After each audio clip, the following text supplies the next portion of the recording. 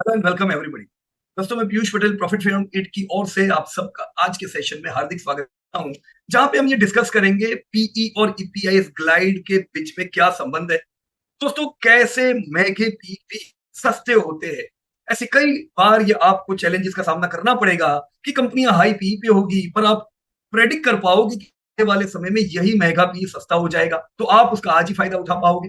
दोस्तों, ऐसे कई प्रश्न हमें पास्ट में आए हैं कि भाई बजाज फिनांस बहुत महंगा है, एफएल बहुत महंगा है, आईटीसी होटल जब डिमर्ज हुई तब बहुत महंगी थी, पर फिर भी मैं कितनी क्वांटिटी में लूं तो मैं रिस्क रिवॉर्ड रेशियो को मैनेज कर सकूं। राइट दोस्तों, आज ये प्रैक्टिकल चीज हम देखेंगे जिससे भविष्य में जब कभी ऐसे मौके मिले उनको खो ना पाए।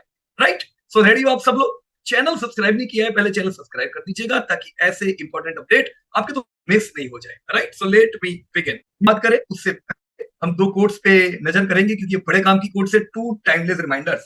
First is from Terry Smith, growth is worth paying for only if it is durable. मतलब ग्रोथ कंपनियों पे तभी पैसा डालना चाहिए अगर वो ग्रोथ कंपनी आपको ड्यूरेबल लगे, आपको लगे यस ये लॉन्ग टर्म ग्रोथ है, ना ही कोई एक आध क्वार्टर या एक आध साल की ग्रोथ को देख के मैं उस कंपनी को लॉन्ग टर्म के लिए ले लूं। सेकंड, जो वॉरेन बुफे साहब ने कहा, buy a wonderful company at a fair price. In short, high P वो ऑटोमेटिकली महंगा नहीं होता है। If it glides 18 to 25% with quality, durability and runway, दोस्तों वो कोई भी पी को सस्ता कर देता है। दिक्कत कब हो? जब आपने हाई पी कंपनी खरीदी लेकिन ग्रोथ आता ही नहीं। जब ग्रोथ नहीं आता है तो डबल मार पड़ती है, एक तो वो पी भी होने को लगता है और ग्रोथ नहीं आने के कारण आपकी अर्निंग भी नहीं बढ़ती है। तो महंगी कंपनियां सस्ती तब होती है जब ईपीएस ग्लैड करता है, यानी अर्निंग पर शेयर बढ़ता है 18-25% से, again with quality, durability and runway. Price tend to follow earnings even if the P doesn't rise. आपने कोई भी महंगे पी पे लिया है, पर अगर अर्निंग बढ़ रही है तो आपको पैसा तो मिलना है। लेकिन ये बिल्कुल याद रखें दोस्तों कि प्राइस जो है वो अर्निंग को कॉपी करती है। अगर पी ना भी बढ़े, आपने महंगे पी पे लिया है, अर्निंग बढ़ रही है, दोस्तों आपको पैसा वहां पे मिलना है। महंगे पे लिया है, कम पैसा मिलेगा लेकिन मिलेगा। अगर सस्ते पी पे लेते हैं और अर्निंग बढ़ती है तो जबरदस्त पैसा मिलता है। राइट, सो मुझे इन दोनों चीजों को समझना है। पीई महंगा सस्ता क्या, ईपीएस में कितना ग्रोथ चाहिए। राइट, तो आपकी टूल किट इसके लिए है सिनेरियो टेबल जो मैंने दी हुई है। बाय बैंड आप तय करते हो कि भाई इस रेंज में ज्यादा बाय करूंगा, इस रेंज में मैं ज्यादा खरीदूंगा। राइट, और मैं ये ध्यान रखूं कि अभी जो अपडेट आया है उससे ईपीएस का ग्रोथ आएगा कि नहीं। दोस्तों, आपने सस्ती ली है, ईपीएस का ग्रोथ नहीं आ रहा है, शेयर नहीं बढ़ेगा। ईपीएस ग्रोथ तो चाहिए ही चाहिए। Right, now I am moving towards next. Right, तो जो दोस्तों आज हम करेंगे इस पे मैं फटाफट शॉर्ट में आपको बता दूं, ये एक मिथ बस्टर है। High P is not equal to always expensive. अगर पी ग्लाइड करता है 18% से, with quality, durability and runway, price tends to follow earning even when P is flat और माइल्डली लोअर। तो कैसे हम जज करेंगे? तीन टेस्ट में यहाँ पे दे रहा हूं आपको, क्वालिटी, ड्यूरेबिलिटी और रनवे का। आगे आप अपना खुद का एक सिनेरियो भी बनाइए, मैं बताऊंगा कैसे। बाय बैंड्स बनाइए, कहां पे बाय करेंगे, किधर थोड़ा प्रॉफिट बुक करेंगे। राइट, तो बिल्कुल ये आसान रहेगा। कोई भी पी पे आपको पता होगा मेरे को भी इतना लेना चाहिए। जब वो एक पी पे आता है आपको पता रहे मेरे को इतना प्रॉफिट बुक करना चाहिए। राइट, तो हम प्रैक्टिकल पूरा ये दोस्तों देखेंगे। Alright, so why low P is not always cheap, ये भी ध्यान रखो। जैसा महंगा पी हमेशा बुरा नहीं होता है, वैसे ही सस्ता पी हमेशा सस्ता नहीं होता है। दोस्तों, बहुत से बिगिनर चेस करते हैं लो पी की कंपनियों को और वो अवॉइड करते हैं क्वालिटी कंपनीज को, क्योंकि वो 40 से 80 के पी पे होती है, ऑब्वियस है महंगा पी है, पर उसको बिल्कुल अवॉइड भी नहीं करना चाहिए। और वो एंड अप करते हैं, उनके पास ऐसे बाइंग आ जाते हैं पोर्टफोलियो में जिसको हम वैल्यू ट्रैप कहते हैं। वैल्यू ट्रैप यानी वो कंपनियां सस्ती थी 10 साल पहले भी, आज भी सस्ती है, चली नहीं क्योंकि वो सस्ती थी पर ग्रोथ नहीं था, तो उनके कंपाउंडिंग स्टॉक जो होते हैं जिनकी ईपीएस ग्लाइड होती है वो मिस कर देते हैं। सो रिमेंबर, कोर आइडिया हमारी क्या है? ईपीएस ग्रोथ इंजन है। ईपीएस ग्रोथ आपकी ट्रेन का या आपका हवाई जहाज का इंजन है, वही आपके शेयरों को बढ़त देता है। पर कितनी तेजी से ट्रेन चलेगी, कितनी तेजी से प्लेन चलेगा, वो मल्टीपल देता है विंड। तो पीई आपका पवन है, अ टेल विंड और अ हेड विंड। ये दोस्तों हमको समझना होगा। मैं की कॉन्सेप्ट देख लेता हूं एक बार, जहां पे क्योंकि मैं यहाँ पीई ना ईपीएस की कुछ बातें करूंगा तो हो सकता है कि कुछ लोगों को कंफ्यूजन ना हो। Let me clear it. What is PE? PE यानी प्राइस टू अर्निंग। यानी 100 रुपए के दाम की ये कंपनी है, उसकी अर्निंग मेरे हिस्से की, ईपीएस यानी मेरे हिस्से की अर्निंग, प्रॉफिट होगा कंपनी का हजारों करोड़ का, मेरे पास एक शेयर है, मेरे हिस्से की अर्निंग कितनी है? तो जो दाम मैं दे रहा हूं 100 रुपया, मेरी अर्निंग अगर है तो 2 रुपया पाने के लिए मैं 100 रुपया दे रहा हूं, तो प्राइस टू अर्निंग मैंने 50 की दी। उसी प्रकार से वही कंपनी जो मुझे 2 रुपए की अर्निंग दे, उसकी अर्निंग बढ़ के 5 हो गई, तो मेरा पीई ऑटोमेटिकली 20 का हो गया, राइट? तो पीई सस्ता महंगा कब हो सकता है? 2 कारणों से। या तो दाम गिरे तो मेरा पीई सस्ता होगा, मुझे सस्ते में लेने को मिलेगा। उसी प्रकार से दाम बढ़ जाए तो पी महंगा होता है, तो थोड़ा हम प्रॉफिट बुक करते हैं। सिमिलरली ईपीएस का बड़ा रोल है, अर्निंग मेरी बढ़ जाए तो ऑटोमेटिकली पी सस्ता हो गया, पर अगर अर्निंग घट जाए तो यार आपने कुछ भी नहीं किया पर पी महंगा हो गया, राइट? तो ऐसे केस में आपको फिर वेट करना पड़ता है क्योंकि शेयर चलेगा नहीं। Second is EPS glide. What is EPS glide? Steady multi year EPS compounding with minimal dilution को कहते हैं ईपीएस ग्लाइड। दोस्तों यानी ईपीएस आपका 15-20% से बढ़ता रहता है जो चाहिए, ये होता है तो वो ईपीएस ग्लाइड है। दोस्तों आप ईपीएस अगर 15-20% से बढ़ता है, आपको पैसा 15-20% से मिलना है यहाँ, राइट? लेकिन मैंने मिनिमल डाइल्यूशन भी लिखा है। अब मान लो आपकी कंपनी बार बार फंड रेज करती रहती है, तो जब भी फंड रेज करेंगे, इक्विटी से फंड रेज करेंगे, तो आपके पार्टनर बढ़ जाएंगे, शेयर होल्डर बढ़ जाएंगे। उस केस में कंपनी 15-20% से ग्रोथ कर रही है, पर और इक्विटी बढ़ने के कारण आपकी अर्निंग डाइल्यूट हो जाती है। तो मिनिमम डाइल्यूशन से अगर आपका ईपीएस बढ़ता रहता है दोस्तों, आपका शेयर कंपाउंडिंग होता है। तीसरा है री रेटिंग एंड डी रेटिंग। दोस्तों री रेटिंग और डी रेटिंग क्या है? बहुत सी कंपनियों में जब आप निवेश करते हो, ओवरऑल जब कंपनी आगे बढ़ती है, इंडस्ट्री पे, कंपनी पे कॉन्फिडेंस बढ़ता है। जब इंडस्ट्री में कॉन्फिडेंस बढ़ता है कि नहीं यार ये इंडस्ट्री बहुत ग्रोथ करेगी, तो होता क्या है, इन्वेस्टर का उस इंडस्ट्री पे या उसका नजरिया बहुत बढ़ जाता है, पॉजिटिव होता है, तो कंपनी का पी एक्सपांड होता है, तो अर्निंग का फायदा होता है, साथ में पी एक्सपेंशन का भी आपको फायदा होता है। उसी प्रकार से जब इंडस्ट्री बुरे हाल से गुजर रही होती, जब इन्वेस्टर को लगता है कि ये इंडस्ट्री में जो हम सोच रहे थे वैसा ग्रोथ मिलना नहीं है, बड़े हर्डल है, तो उस इंडस्ट्री को डी रेटिंग होता है, यानी पीई उसका कम होने लगता है। तो आपकी अर्निंग भले 15% से बढ़े, पर फिर भी आपका पैसा 15% से इसलिए नहीं बढ़ेगा क्योंकि पीई अब सस्ता इंडस्ट्री को मिल रहा है या आपकी कंपनी को मिल रहा है। जब कंपनी कुछ बुरे काम करती है, लोअर डी रेटिंग होता है। जब कंपनी अच्छे काम करती है, री रेटिंग होता है। जब कंपनी कोई ऐसी प्रोडक्ट लॉन्च करती है, उनके पोर्टफोलियो जिसकी बहुत बढ़िया ऑप्टिमिज्म है, ये री रेट होता है। तो ये सारी चीजें भी आपके वेल्थ में रोल प्ले करती है। Third, peg. तो व्हाट इज पैग? दोस्तों पैग रेशियो की भी हम बहुत बार बात करते हैं कि पैग रेशियो पी से ज्यादा अच्छा है। कैसे? पैग रेशियो आपको कुछ और क्लैरिटी होती है, जैसे कि आपने देखा और यार ये तो 80 का पी है कि 50 का पी है, बहुत महंगा है, पर ग्रोथ को तो आपने देखी। जब आप पैग रेशियो देखते हो तो पैग मतलब प्राइस अर्निंग टू ग्रोथ। तो पी को आप ग्रोथ से compare, P divide by EPS growth. इसका मतलब मैंने पी को ग्रोथ से जोड़ा, तो अब मुझे पता चला ओके पी 50 का है पर इधर ग्रोथ भी 50 का है, तो ये तो सस्ता हुआ, क्योंकि ग्रोथ 50 का है तो पी और सस्ता होने वाला है। तो पैग रेशियो एक बहुत बढ़िया लेंस है फ्यूचर देखने के लिए कि महंगा पी महंगा है। क्या हो सकता है कोई कंपनी बड़ी सस्ती हो, 20 के पी पे हो, 10 के पी पे हो, और उसका कोई ग्रोथ ही नहीं होता है, 2 का प्रॉफिट ग्रोथ है इतने सालों में, तो वो 10 का पी कोई काम का नहीं है। 10 का पी डिवाइड बाय 2 का ग्रोथ, वो तो 5 का पैग रेशियो हुआ, उससे तो वो 50 के पी कंपनी ज्यादा सस्ती हुई। Got it? तो हमने अभी देखा पी, ईपीएस ग्लाइड, री रेटिंग, डी रेटिंग और पैग रेशियो। मुझे उम्मीद है इन चीजों से दोस्तों आपकी काफी चीजें क्लियर हुई होगी।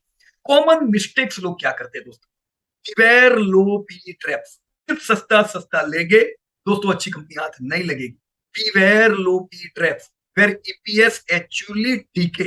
कंपनियों के प्रॉफिट बढ़ते नहीं है, घटते रहते हैं, तो जो पी मिल रहा है वो पी भी और डीके होगा, भले कितना कम हो। Second, don't use peg mechanically. मतलब सिर्फ ये ना देखो कि 50 का पी है, 50 का ग्रोथ है, वाओ ये तो बहुत अच्छा हुआ। आपको ये भी देखना चाहिए कि 50 का ग्रोथ है तो वो परमानेंट है कि इसी साल आया है, कोई एसेट बेची तो 50 का ग्रोथ आ गया। तो ये चीज को भी मुझे इंक्लूड करना चाहिए, क्वालिटी देखनी चाहिए। जैसे साइक्लिकल इंडस्ट्री में क्या होता है, अचानक ग्रोथ आता है तो कंपनियों के प्रॉफिट 100% बढ़ते हैं, पर वो 100% इसलिए बढ़े क्योंकि पिछले साल 100% से गिरे थे, बिकॉज उनकी इंडस्ट्री साइक्लिकल है। जैसे स्टील की कंपनी होगी, राइट? तो वो 100% के ग्रोथ को आप बोलो कि इसको तो मेरे को 100 का पी भी दे दूंगा तो भी पैक सस्ता है, ऐसा नहीं देखो। जज quality and stability first, stability first. Track पर शेयर ईपीएस, यानी ईपीएस को ट्रैक करो, खाली प्रॉफिट आफ्टर टैक्स नहीं। क्योंकि डायल्यूशन भी मैटर करता है दोस्तों। जनरली आप 90% जब अच्छी कंपनी में निवेश करते हो डायल्यूशन नहीं होता है, लेकिन जो न्यू एज कंपनीज होती है उनको बार बार फंड की जरूरत पड़ती है, तो वो हो सकता है बार बार डाइल्यूट करे। तो ऐसे केस में प्रॉफिट बहुत बढ़ेंगे, आपका ईपीएस बढ़ेगा ही नहीं, तो आपको लगेगा प्रॉफिट बढ़ रहे हैं पर मेरा शेयर चलता क्यों नहीं है, क्योंकि डाइल्यूशन मैटर करता है, right. Avoid anchoring to old prices. बहुत लोग कहते हैं ना इसका तो भाव 500 रुपया था, अभी 200 है तो ये वापस 500 आ जाएगा, 200 पे लेना चाहिए। जरूरी नहीं है, जरूरी नहीं है हर सस्ती चीज को मैं खरीदूं। वो 500 का था, आप 200 पे ले रहे हो, कल 100 हो जाएगा, 100 पे लोगे 50 हो जाएगा। ये घटने से रोक कौन सकता है अगर उसकी अर्निंग बढ़ेगी दोस्तों, कोई दिक्कत की बात है, राइट। तो सिर्फ पिछले प्राइस को देख के ना कहो, जैसे बोनस दिया या स्प्लिट हुआ 2000 का 1000 हो गया, वापस तो 2000 आ ही जाते, ऐसा नहीं होता है। वो 2000 वाला 1000 है, दिया है वो 2000 आएगा भाई, पर वो इसलिए आएगा क्योंकि अर्निंग बढ़ती है, क्यों ही वो 2000 नहीं आ जाते, right. So and don't compare P across very different countries. और सी बार क्या होता है, लोग लेने से पहले देखकर इसका पी कितने 50 है, ये कंपनी का पी कितना है 25 है, तो ये लेनी चाहिए। और दोनों की इंडस्ट्री अलग है, कैसे मैं कंपेयर कर सकता हूँ दोनों। सेकंड, वो दोनों की क्वालिटी अलग है, एक है कि 10 साल में 5 साल लॉस करती, दूसरी के 10 साल कंसिस्टेंट प्रॉफिट क्या है, तो वो दोनों कंपनी को भी मैं इंटरनल कंपेयर नहीं कर सकता हूँ, राइट। सो क्रॉस कंपेरिजन करो, पर समझो कैसे कंपेयर कर रहे हो। साइक्लिसिटी भी मैटर करती है दोस्तों, राइट। तो ये कुछ कॉमन मिस्टेक्स थी जो जनरली इन्वेस्टर करते हैं दोस्तों। अब मैं आ जाता हूं रिटर्न कंपोजिशन के ऊपर, ध्यान से सुनना, ये बड़ी इंपॉर्टेंट चीज है दोस्तों। टोटल रिटर्न आपको कितने मिलने वाले, ये कैसे तय हो। ईपीएस ग्रोथ, आपका ईपीएस ग्रोथ जो है उसमें मैं प्लस करूंगा। ईपीएस ग्रोथ 15% आपके रिटर्न 15%, ईपीएस ग्रोथ 25% से आपके रिटर्न 25% थे, पर एक साल में नहीं है, over the period of time आप 10 साल का निवेश कर रहे हो, 15% से ईपीएस बढ़ता है, 15 भाव बढ़ेंगे, लेकिन उसमें प्लस करता है पीई, यानी अगर इंडस्ट्री पे और कॉन्फिडेंस आता जा रहा है, पीई एक्सपांड हो रहा है, तो ये आपके रिटर्न में एडिशन कर देते हैं। ईपीएस ग्रोथ 15% से बढ़ा, मेरे को तो 18% मिलेगा, क्यों, पीई एक्सपांड हुआ। प्लस डिविडेंड यील्ड भी आपके रिटर्न में ऐड हो रही है, यार आपको हर साल रिटर्न आते जा रहे हैं, राइट। अब हर साल रिटर्न आ रहे, ये पहले काम नहीं लगेंगे पर फिर काम लगेंगे। आप कंपनी के पार्टनर हो तो पैसा भी तो आपको हर साल आता जाए। सेकंड, मैं एक मिनी एग्जांपल दे रहा हूं आपको, यहां से एक इलस्ट्रेशन से, मैंने ईयर का यहाँ पे इलस्ट्रेशन लिया, वैसे जनरली 10 ईयर का लेके चलो। ईपीएस 50 का आपका है, अभी 50 रुपए का ईपीएस है, मान लो 20% कगार से मेरी अर्निंग बढ़ी, तो ये मेरा आज का ईपीएस 5 साल में 124 है।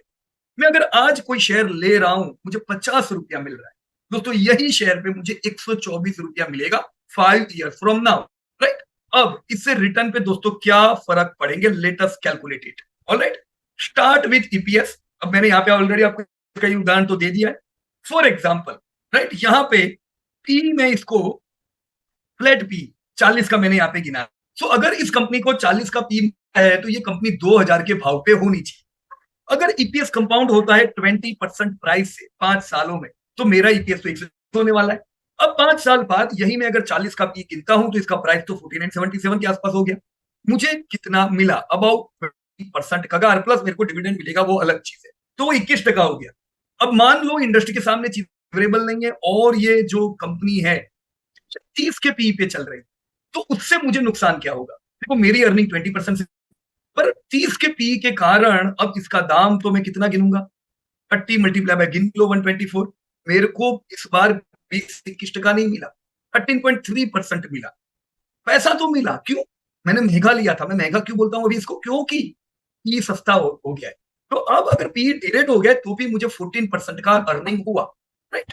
20% ईपीआई के बावजूद भी। इस केस में मान लो 40-50 हो गया तो मुझे तो दोस्तों और फायदा है, मेरे रिटर्न और बढ़ते। तो रिटर्न को दो चीजें बढ़ाती है, इसको बिल्कुल डायरी में लिख देना चाहिए। First, earning per growth. अगर ये ईपीएस बढ़ता नहीं तो मेरे को कुछ भी नहीं मिलने वाला, चाहे महंगा लिया चाहे सस्ता लिया। अगर पीई घटता है तो मेरी अर्निंग कम हो जाती है, पी फ्लैट रहती है, अर्निंग के हिसाब से पैसा मिलता है। पी बढ़ता है तो दोस्तों मेरे को तो सोने पे सुहागा हो जाता है, और बढ़िया पैसा मिलता है, राइट। तो टेक अवे क्या तो हमारा, focus on EPS glide, that's the real engine, but industry should be expanding, जहां पे आपकी पीई भी आपको सपोर्ट करे, राइट। सो दोस्तों ये एक फोटो को रखे दोस्तों, आप आज जो जगह पे हो वहां से आपको ह्यूज वेल्थ क्रिएट होने वाली है, पर वो करके देगी ईपीएस ग्रोथ। अगर वो ह्यूज वेल्थ को और मल्टीप्लाई करना है तो टेल विंड बनता है पीई, वहां पे आपको नीचे भी खींचता है पीई, अगर पीई डी रेट होता है तो, right. So I need to focus on EPS growth. PE भविष्य में सस्ता रहेगा महंगा रहेगा वो इंडस्ट्री एनालिसिस से पता चलता है, लेकिन आपके हाथ में भी है कि आप सस्ते पी के लो, क्योंकि over the period of time बहुत सी बार बाजार गिरता है, ऐसे कैश रखो, क्योंकि जब बाजार गिरेगा कैश होगी तो आप सस्ता लोगे, तो भविष्य में पी नीचे आता है तो भी आपको कोई फर्क नहीं पड़ता। ऑल राइट, सो चलो 3 टेस्ट हम लोग करेंगे व्हेन पीई इज रीजनेबल। दोस्तों पहला है, 3 ग्रीन लाइट है आपके लिए, ये 3 लाइट्स दिखे आप ज्यादा पी दे सकते। First is quality. दोस्तों high and stable return on capital employed, return on equity, consistent उनके प्रॉफिट मार्जिन है, 1 साल का मार्जिन नहीं है, प्रॉफिट मार्जिन उनके कंपटीटर से ज्यादा है, यानी कंसिस्टेंट मार्जिन है, फ्री कैश फ्लो कंटिन्यू रहता है, गवर्नेंस क्लीन है, इसे हम क्वालिटी कहते हैं। कम डेप्ट टू इक्विटी से काम करता है, हाई आईसीआर है, यस इसे हम क्वालिटी कहते हैं। मार्केट शेयर बड़ा अच्छा है, यस इसे हम क्वालिटी कहते हैं। राइट, तो क्वालिटी आपके लिए पहली ग्रीन लाइट है। Second is durability. Non cyclical demand होनी चाहिए, ऐसा नहीं कि अचानक कोविड आया और इस इंडस्ट्री की डिमांड बढ़ी और उसे मैं मेरा लॉन्ग टर्म इन्वेस्टमेंट समझ लूं। ऐसा नहीं, कोई जगह दिक्कत हुई और उस प्रोडक्ट की डिमांड आई तो बरसात अच्छी नहीं हुई और कोई प्रोडक्ट की डिमांड बढ़ गई है, वो दूसरा देश सप्लाई नहीं कर रहा है, अपने को फायदा हुआ उसका, अगेन साइक्लिकल डिमांड हुई। मुझे नॉन साइक्लिकल डिमांड चाहिए जो कंटिन्यू हो, परमानेंट हो। So non cyclical demand, repeat purchase होनी चाहिए, प्राइसिंग पावर उनके हाथों में होना चाहिए, तो मैं कहूँ ये कंपनी या ये सेगमेंट ड्यूरेबल है। थर्ड, रनवे उनका। दोस्तों लॉन्ग इन्वेस्टमेंट अपॉर्चुनिटी और डिसिप्लिन्ड एलोकेशन। मेगा पी है, आप ये तो सोचो मैं कितना ले सकता हूं। कंपनी का 20% का ग्रोथ कंटिन्यू होता है, 50 का पी है तो वो 30 महंगा है, खाली पूरा 50 थोड़ी ना महंगा है, तो उतना तो स्टेकअप बना सकते हो उस कंपनी में। जब सस्ती हो कि वो 20 के पी पे आएगी तब और बनाओ। सो डिसिप्लिन एलोकेशन जरूरी नहीं है आपने एक बार पैसा डाल दिया बोले अभी तो मैं कुछ भी नहीं करूंगा, बराबर नहीं है वो। आपको एलोकेशन करता चाहिए ताकि आपको सस्ते शेयर्स के भी फायदे हो। राइट, सो इफ दिस पास, ये तीनों चीजें पास होती है, high P can be still a fair, quality, durability and runway. दोस्तों तो अब मैं आपके सामने 6 स्टेप वैल्यूएशन फ्रेमवर्क बताऊंगा जो बहुत काम लग सकता है। अगर ये फ्रेमवर्क के हिसाब से हम चलते हैं तो बहुत सा बाइफर्केशन हम कर सकते हैं। सो 6 स्टेप वैल्यूएशन का फ्रेमवर्क वैल्यूएशन के लिए। नंबर 1 स्टेप है क्वालिटी एंड मोड स्कैन, में रिटर्न ऑन कैपिटल एम्प्लॉयड है, रिटर्न ऑन इक्विटी है, वो प्रॉफिटेबिलिटी रेशियो देखो, फ्री कैश फ्लो। दोस्तों मैं लिक्विडिटी, सॉल्वेंसी और प्रॉफिटेबिलिटी के अलग अलग रेशियो देखो, मैं डेब्ट टू इक्विटी, आईसीआर जैसे सिंपल सिंपल फ्रेमवर्क है उनको देखो, दैट्स ग्रेट। आप और डेप्थ में जा सकते हो, देखो रिटर्न ऑन इक्विटी बिल्कुल सिंपल है, you want to see return on capital employed को देखना चाहिए, फ्री कैश फ्लो देखो आप। ये सारी चीजों से दोस्तों क्वालिटी का मोड स्कैन होता है। क्वालिटी का स्कैनिंग हो गया, फिर हम आते हैं मॉडल ईपीएस ग्लाइड, पियर बेस और बुल केस के ऊपर 5 से 10 साल में तीनों सिनेरियो बनाओ कि अगर बाजार, ये पियर बेस बुल केस कंपनी का नहीं है, इंडस्ट्री या बाजार का है। इंडस्ट्री हुई, इंफ्रा इंडस्ट्री हुई, अलग अलग इंडस्ट्री अलग अलग साइकिल से गुजरती है, तो तीनों सिनेरियो देखो कि भी पेयर केस में मेरे को कितना पैसा यहां मिल सकता है, बेस केस में और बुल केस में। राइट, कैसे करना है अभी मैं बताऊंगा आपको। स्टेप 3, सेट एग्जिट की, use historical bands, peers and the rate regime. दोस्तों एग्जिट का भी देखो किधर मेरे को थोड़ा थोड़ा प्रॉफिट बुक करना है। लोग बहुत बार पूछते हैं हमें कब एग्जिट। दोस्तों एग्जिट फुल तो होना नहीं है, फुल तो एग्जिट तभी होना है जब वो कंपनी आपको लगे कि नहीं यार अब ये इंडस्ट्री खत्म। राइट, पर कुछ की कब करे उसकी एक बैंड बना लो जो आपको पी गाइड करके दे सके। तो 2 जगह होती है एग्जिट की, एक बहुत जब शेयर हो जाए पी बैंड पे, या तो फिर आपने सस्ते लिया हुआ है, आपने बढ़िया तेजी का फायदा हुआ, 5 गुना शेयर हुआ और अब ग्रोथ कमी आ रही है, हो सकता है 2-3 साल ग्रोथ नहीं मिले। अगर ऐसा होता है तो वो शेयर में आप प्रॉफिट बुकिंग थोड़ा कर सकते हो और वही पैसे को कोई और इंडस्ट्री में डाइवर्ट कर सकते जिधर ग्रोथ आने वाला है। राइट, का मतलब ये नहीं कि वो कंपनी परमानेंट गई तो मैं पूरा क्यों ना बेचूं, पर मैं जानता हूं 2-3 साल चले हैं तो कोई बात नहीं, मेरा स्टेक वहां पे है, पर तब तक मैं कुछ पैसे दूसरी इंडस्ट्री में रोटेट कर देता हूं। सिनेरियो नंबर 4, सिनेरियो टेबल बनाए, अभी मैं ये भी आप लोगों को बिल्कुल क्लियर बता दूंगा। राइट, कि कैसे मैं प्रॉपर एस्टिमेट कर सकता। स्टेप 5, लेजर, एग्जीक्यूट कब करे, उम्मीद की है कि भी बढ़िया ग्रोथ होगा, एवरीथिंग इज गुड, एग्जीक्यूशन आपकी कंपनी कर पा रही है कि नहीं, क्या कंपनी रेगुलरली कैपेक्स में निवेश कर रही है तभी तो वो ग्रोथ कर पाएगी, क्या कंपनी एक्सपांड कर रही है अपने बिजनेस को, फॉर एग्जांपल डिमांड जैसी कंपनी हो तो क्या स्टोर बना रही है, जुबिलेंट फूड जैसी कंपनी हो क्या वो रेस्टोरेंट बढ़ा, आपकी आईटी की कंपनियां है तो क्या वो उनके यूजर बढ़ा रही है, रेगुलेशंस देखते जाओ क्या ऐसे रेगुलेशन आ रहे हैं जो आपकी इंडस्ट्री के चैलेंजिंग है। ये सब रिस्क है, इनपुट कॉस्ट बढ़ गए हो तो 2-3 साल का रिस्क है, फॉरेक्स, टैक्स शिफ्ट और अभी जैसे टैरिफ का हाल, ये सारे रिस्क लेजर, इसको थोड़ा ध्यान में रखे। क्योंकि कुछ समय के लिए चैलेंजिंग कर देता है। सिक्स्थ, एंट्री डिसिप्लिन, ट्रेंचेस में रहो। लेवल ऐसा नहीं है जिधर मेरे को 100% पैसा डाल देना चाहिए। महंगा है तो मैंने आपको डिफरेंस बता दिया, कितना महंगा है उतना पैसा रखो अपने पास। सस्ता है जस्ट आप एडिशन करो, अच्छा, राइट। तो ये 6 पॉइंट है, we will see how it work. पहले एक वर्ड एग्जांपल मैंने आपके सामने रखा है, लेट्स प्लग इन नंबर इसमें। जैसे अभी मैंने आपको 50 के पी का एक एग्जांपल तो बताया, बेस ईपीएस 20% से बढ़ा तो टी इज इक्वल टू 5, 5 साल में मेरा ईपीएस 124 आया। उम्मीद है ये पहली लाइन हम बिल्कुल समझ। एग्जिट पी 45 का जब मैं बेच रहा हूं आज 5 साल बाद, तब मेरा पी 45 का है। तो 45 के पी के हिसाब से आज की मेरी कीमत हो रही है 5580, राइट। यानी 5580 पे आज मैं ये कंपनी बेच रहा हूं, पर मैंने लीक, फॉर एग्जांपल मैंने आपको प्रीवियसली स्लाइड आया था, मैं अगर इसको 2000 पे ले रहा हूं जब पी सस्ता था तो मेरे को फायदा हुआ, पर वो हमें मौके से मिलेंगे। अब मान लो आपने 60 के पी पे खरीदा 3000 रुपए पे, आपको लगता है बढ़िया ग्रोथ होगा तो आपने शेयर 60 के पी पे भी खरीदे। अब 5 ईयर का कगार दोस्तों इस केस में आपका कितना आके बैठा, 13 to 14% पैसा तो मिला। महंगा लिया था तो भी पैसा मिला, सस्ते पी पे लिया होता तो ज्यादा मिलता, पर इधर महंगे पी पे लिया और जब बेचे तो खाली 45 का पी था, तो ये नुकसान हुआ, पर 13-14% मिले। बी रेटिंग जो आपकी हुई वो मोडेस्ट है, 60 to 45, ये कम हर्ट करती है। जब ईपीएस बढ़िया बढ़ता है तब ईपीएस इस केस में आपका 20% का बढ़ता है। अभी पेंट इंडस्ट्री है, सिरामिक है, ये सब में ग्रोथ कम है पिछले 2-3 सालों से, तो पी उनका पी भी नीचे आया होता है, राइट। अब ये कारक में होती है, बीच में सीमेंट में कम ग्रोथ था, बीच में इंफ्रा में कम ग्रोथ था, तो कम ग्रोथ होगा, पी रेटिंग होगा। आप बेचने के टाइम पे जब ले रहे हो तब फायदे बनता है कि आपने सस्ते पी पे लिया कि महंगे पी पे लिया, राइट। सिनेरियो वैल्यूएशन टेबल जो मैंने अभी आपको बताया था, बेस और फुल केस का, ये आपके सामने है। ईपीएस मेरा, मान लो मैं सोच रहा हूं एवरीथिंग इज गुड, पर अचानक इकोनॉमी में दिक्कतें आ गई। क्या हो सकता है, कुछ ऐसे रेगुलेशंस, कुछ रिफॉर्म हुए जो जनता के लिए, यूजर के लिए अच्छे, पर कंपनी के लिए वो रिफॉर्म बुरे हैं। जैसे बीच में एएमसी इंडस्ट्रीज में हुए थे, यूजर को फायदा, कंपनी को नुकसान। तो हो सकता है ऐसा कुछ भी आपके हाथ में नहीं। मान लो अच्छा समय नहीं आपका कंपनी का या इंडस्ट्री का, और आपका ईपीएस खाली 12% से बढ़, 12%, 35 के पी पे आप हो रहे हो दोस्तों, 5 साल हो गए, आपका ईपीएस खाली 88 है। अब इस केस में अगर मैं देखूं दोस्तों, 3080 पे आज मेरे को बेचना पड़ रहा है, तो मेरे को खाली 8% मिला। अब बोलोगे यार पीयूष भाई 12% से तो प्रॉफिट बढ़े हैं मेरी कंपनी, तो भी पैसा नहीं मिला। क्यों नहीं मिला भाई, लिया बहुत महंगा था और अभी उनके सस्ते चल रहे हैं, राइट। तो बेयर केस में ये दिक्कत होती है, भी कम होती है, पी भी यार नीचे आ जाता है, जिससे आपके रिटर्न बिगड़ते हैं। बेस केस रहा, व्हाट इज बेस केस, 20% से आपका अर्निंग बढ़ा, तो होता क्या है, अर्निंग तो बड़ी आपने उम्मीद की थी, वैसी पी वैसे के वैसा है, 45 का पी अभी चल रहा है, 5 साल हो गए, ईपीएस 124 है, 55 का प्राइस आ गया, 13% मिले, सो वी आर हैप्पी। लेकिन 20% से प्रॉफिट बढ़े, आपको खाली 13.5% मिले, क्योंकि पी एग्जिट के समय पे 55 का है।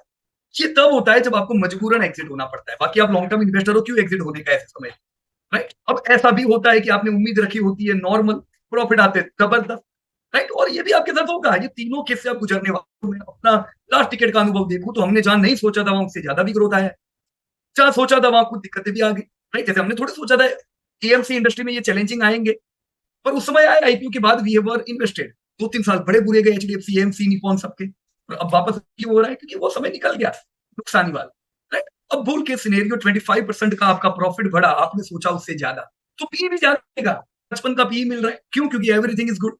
5 साल हो गए, आपका ईपीएस 153, 153 हो गया, आज आप एग्जिट के समय 8415 का प्राइस है यार, 22% मिला, राइट। सो किस पे ये डिपेंड करता जा रहा है, अर्निंग पे, पी पे। अब ये सस्ता आपने लिया होगा, मैंने वन टाइम इन्वेस्टमेंट बताया, if you are investor you should take opportunities whenever market fall. तो क्या होगा, सस्ते पी से लोगे तो ये जो कगार, सारे कगार में आपको फायदा होगा, राइट। इसीलिए कहते हैं SIP is the best way to invest, right. अब मैं आपको दोस्तों ग्रोथ प्लस स्कोरबोर्ड बता देता हूँ, रेड और ग्रीन का, ये कुछ अपने को देना चाहिए ऐसा स्कोरबोर्ड। आप जो भी कंपनीज में निवेश कर रहे हो दोस्तों, एक स्कोर दो उसको, सामने नेट रेट, जैसे XYZ कंपनी है, देखो मार्केट शेयर कितना है, मार्केट शेयर के हिसाब से मैं इसको कितना स्कोर दूंगा। For example we have been investing in HDFC bank, Bajaj finance. अब ये दोनों कंपनी अपने सेगमेंट में नंबर, अब ये दोनों कंपनी अपने अपने सेगमेंट में नंबर 1 है, सबसे बड़ा इनका मार्केट शेयर है, मैं इनको नंबर 1 दूंगा। पर जैसे पीआई इंडस्ट्री में हम लोग इन्वेस्ट करते हैं, pi industry is not number, UPL is number 1, तो उस केस में मैं उसका रैंकिंग कम करूंगा, दूसरे नंबर की कंपनी कौन सी, तीसरी कौन सी। जो कंपनी में मैं निवेश कर रहा हूँ वो कंपनी का मार्केट शेयर बड़ा नहीं है, मतलब उनका मार्केटिंग प्लान में कुछ कमी, प्रोडक्ट या सर्विस में कुछ कमी है, आफ्टर सेल सर्विस में कुछ कमी है, कमी अगर है तो मुझे स्कोर बोर्ड पे दिखना चाहिए ताकि मैं वेटेज उतना दूं, राइट। तो एक मार्केट शेयर से आप उसको स्कोर करो। सेल्स ग्रोथ कितना है आपकी कंपनी, अर्निंग ग्रोथ कैसी हो रही है, रिटर्न ऑन इक्विटी बढ़ रहा है, रिटर्न ऑन कैपिटल एम्प्लॉयड बढ़ रहा है, पिछले 5 की एवरेज देखो। देखो सेल्स ग्रोथ में भी 1 साल में देखने का, 5 साल देखने के, 10 साल देखने के, लॉन्ग टर्म देखो। वैसे ही प्रॉफिटेबिलिटी रेशियो जो रिटर्न ऑन इक्विटी है, कैपिटल एम्प्लॉयड है, कैपिटल है, ये सबको भी एक सिंगल ईयर का ना देखो। प्रॉफिट मार्जिन है, ये 1 साल कभी अचानक बढ़ जाते हैं दूसरे कारणों से, वो परमानेंट नहीं रहते। तो 5 ईयर की एवरेज के देखो कि ये जो कंपनी है इसको मैं कितना स्कोर दूंगा, क्या ये ग्रोथ कर पा रही। नेट डेब्ट टू इक्विटी, डेब्ट टू इक्विटी, आईसीआर, अलग अलग चीज है जो सॉल्वेंसी बता रही है आपकी कंपनी का, क्वालिटी बता रही है, स्कोर दो। अब जैसे मैंने यूपीएल बताया, उसको नंबर 1 स्कोर दूंगा मैं मार्केट शेयर में, पर जब मैं नेट डेब्ट में आऊंगा उसको स्कोर ही नहीं मिलेगा क्योंकि ह्यूज डेब्ट है। पीआई में हम निवेश कर रहे हैं, नेट डेब्ट टू इक्विटी में उसको अव्वल नंबर मिलेगा, बट मार्केट शेयर में उसको नंबर नहीं मिलेगा। तो ऐसे अब बाइफरगेट करो, आप डिविज लैब में इन्वेस्ट कर रहे हो, सन फार्मा को मार्केट शेयर में नंबर 1 मिलेगा, पर जब हम डेब्ट टू इक्विटी और ये दूसरे पैरामीटर आते हैं उधर डिविज को नंबर 1 मिलेगा। तो आपकी कंपनी की कमी क्या है वो भी आप स्कोर बोर्ड में डाल दो। बराबर, हमने क्या कवर किया, हमने इधर मार्केट शेयर कवर किया, ग्रोथ कवर किया, क्वालिटी पैरामीटर कवर किए, जिसमें डेब्ट टू सॉल्वेंसी की, क्वालिटी में सॉल्वेंसी कवर किया, क्वालिटी में हमने प्रॉफिटेबिलिटी रेशियो और लिक्विडिटी रेशियो को कवर किया। फ्री कैश फ्लो है नहीं, लिक्विडिटी की कमी रहेगी, प्रॉफिट मार्जिन है नहीं, लिक्विडिटी की कमी रहेगी, राइट। और पांचवा है दोस्तों क्वांटिटेटिव पैरामीटर के हिसाब से, यानी अर्निंग स्टेबल है, मान लो बार बार लॉसेस भी करती, कम स्कोरिंग, प्राइसिंग पावर उसके हाथ में है। दूसरी कंपनियां उसको देख के दाम बढ़ाती घटाती है, वो बोले कि अरे यार इसने बढ़ाया कि नहीं, वो बढ़ाए तो ही मैं बढ़ाऊंगा। आपकी कंपनी को लोग बेंचमार्क समझ रहे हैं, कॉम्पिटिटिव इंटेंसिटी उसकी स्ट्रांग है, पूरे भारत भर में नेटवर्क है या वर्ल्ड वाइड नेटवर्क है, गवर्नेंस बिल्कुल स्ट्रांग है, इन बेस पे दोस्तों आप स्कोर बोर्ड बढ़िया दे सकते हैं। दोस्तों कुछ रेड फ्लैग और ग्रीन फ्लैग हमको देखने चाहिए। ग्रीन फ्लैग में किसको कहूंगा, if my company is having consistent double digit EPS growth, green flag, rising free cash flow with growth, stable और ग्रोइंग प्रॉफिटेबिलिटी रेशियो है, return on equity, return on paid up capital, this all things are green flag. दोस्तों red flag क्या है, one of driving EPS. जैसे इस बार Reliance result में आपने देखा कि उन्होंने एशियन पेंट में प्रॉफिट बुक किया, उससे उनके प्रॉफिट बहुत अच्छे बढ़े। तो वो जो वन ऑफ है उसको भी मेरे को ध्यान तो देना चाहिए कि नहीं, कि ये वजह से भी प्रॉफिट बढ़े, अकेला प्रॉफिट नहीं, राइट। तो आपकी कंपनी में प्रॉफिट्स अगर वन ऑफ आए अच्छी बात है, पर उसको कंसिडर नहीं करने का।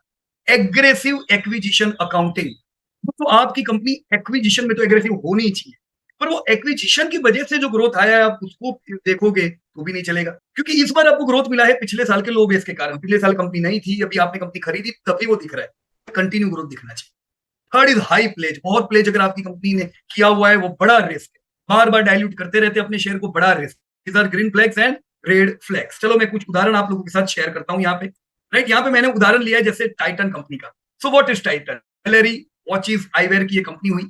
जेम्स ज्वेलरी में दोस्तों ये इंडिया की नंबर 1 कंपनी, स्टॉक उनका पी जो है वो 83 का अभी है, रिटर्न ऑन कैपिटल एम्प्लॉयड बिल्कुल स्ट्रॉन्ग 19 का है, सेल्स ग्रोथ कंपाउंडेड रहे, 10 साल का ग्रोथ 18% का, 5 साल का ग्रोथ 22% का। And let me tell one more than decade back when we were researching on Titan, we used to say और ये तो बहुत महंगी है, ये तो बहुत चल चुकी है। See last 15 year were also fantastic, क्योंकि उस समय हम लोग कंपनी को नहीं देख पाते थे, राइट। सो कंपाउंडेड सेल्स ग्रोथ है, प्रॉफिट ग्रोथ भी है, ऐसा नहीं है कंपनी प्रॉफिट नहीं करे, 10 साल में 15%, 5 साल में 17%, अभी 63,000 करोड़ का टर्नओवर कर रहे, दैट्स ग्रेट।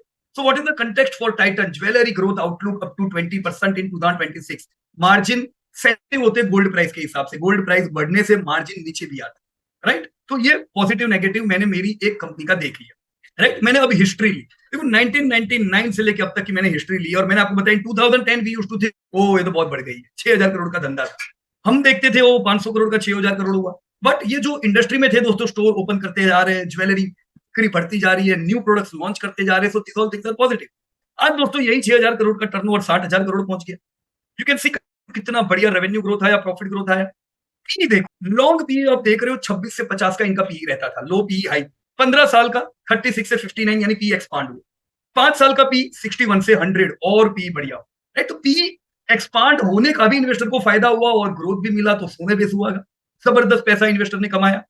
सी फ्रेंड्स 25 साल में 150 गुना टाइटन हुआ है, किसी ने लाख लगाया आज उसको 4 लाख रुपया डिविडेंड आ रहा है। अब ये बीच में कई बार नहीं चला, आप जो देख रहे करेक्शन के पीरियड, अभी भी ये 2 साल से करेक्शन में, यहाँ भी करेक्शन में था, यहाँ भी करेक्शन में था, तो all correction were for you where you were suppose to buy more. कई समय पे आपको लो पी पे मिलता, अभी भी आपको ये लो पी पे मिलेगा, ये गिर रहा है, ये वो पी है जो अभी महंगा लगता है, पर जैसे ग्रोथ आएगा ये पी सस्ता हो जाएगा, right. So Titan even with high P band, long runway in jewellery plus brand pricing power has historically let EPS do a heavy lifting.